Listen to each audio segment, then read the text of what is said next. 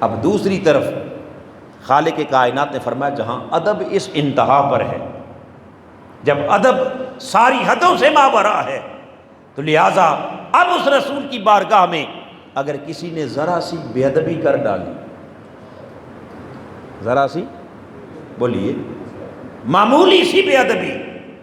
اور بے ادبی کا ارادہ بھی نہ ہو، غیر ارادی طور پر انجانے میں بھول کر، کتنی سی بے ادبی، قرآن کہتا ہے بس میرے محبوب کی آواز سے اگر آواز اونچی ہوگی، ارادہ بے ادبی کا نہیں تھا، گستاخی کا بولیے نہیں، غیر شعوری طور پر، غیر ارادی طور پر جسٹ آپ کی آواز حضور کی آواز سے کیا ہو گئی؟ اونچی ہو گئی۔ رب نے کہا ان تحبط اعمالکم وانتم لا تشعرون، اس معمولی بے ادبی کی سزا یہ ہے کہ تمہاری زندگی کے سارے اعمال کو اٹھا کر جہنم میں پھینک دوں، نہ مجھے تمہاری نماز سے غرض، نہ روزے سے، نہ حج سے، نہ عمرے سے، نہ تسبیح سے، نہ تلاوت سے، نہ تقریر سے، نہ تبلیغ سے۔ اتنی سی بے ادبی ہو گئی تو سارے اعمال کیا ہو گئے؟ بولیے، یہ تو ہے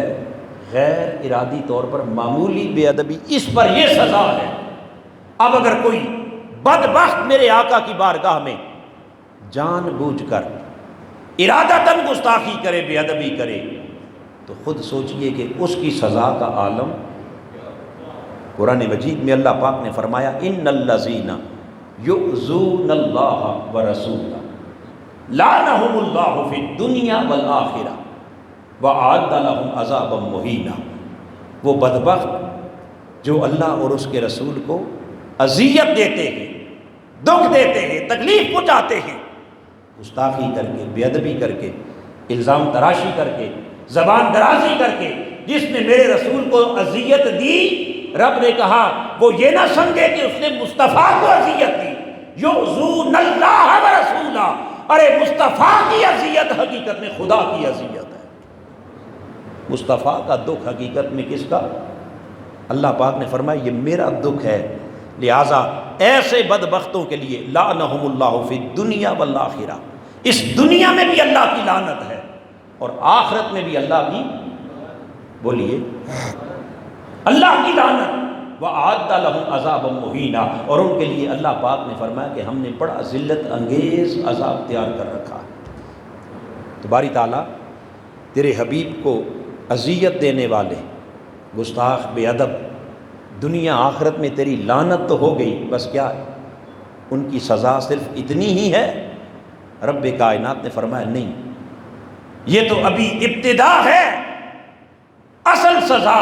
جس کو قرآن مجید کی سورہ احزاب میں بیان کیا اور ارشاد فرمایا ملعونین،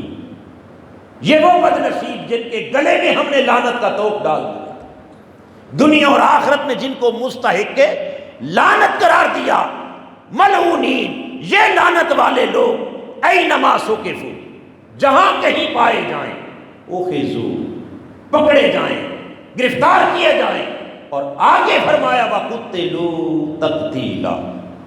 ان کی سزا یہ ہے کہ انہیں اس طرح قتل کیا جائے جیسے قتل کرنے کا حق ہوتا ہے، جیسے قتل کرنے کا، بولیے خالی قتلوا نہیں، آگے تقتیلا، مصدر کو مقرر ذکر کر کے تاکید لگا دی،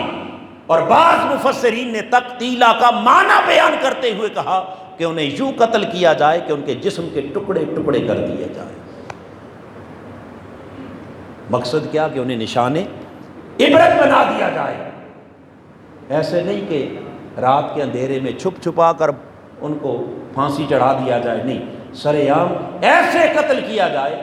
کہ ان کا قتل نشانے عبرت بن جائے، اور پھر پلٹ کے دوبارہ کوئی میرے محبوب کی بے ادبی کا ارادہ نہ کر سکے۔ یہ ہے سزا جس کو قرآن نے بیان کیا۔ اب حاضرین محترم، اتنی بات تو قرآن مجید نے کہہ دی کہ حضور کے گستاخ بے ادب، ان پر اللہ کی بھی، بولیے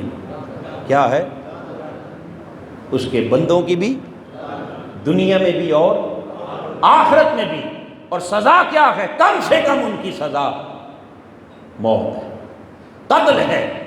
یعنی گستاخ رسول کا ناپاک وجود اللہ کو اس زمین پر برداشت، بولیے اب یہ سزا تو قرآن نے سنا دی۔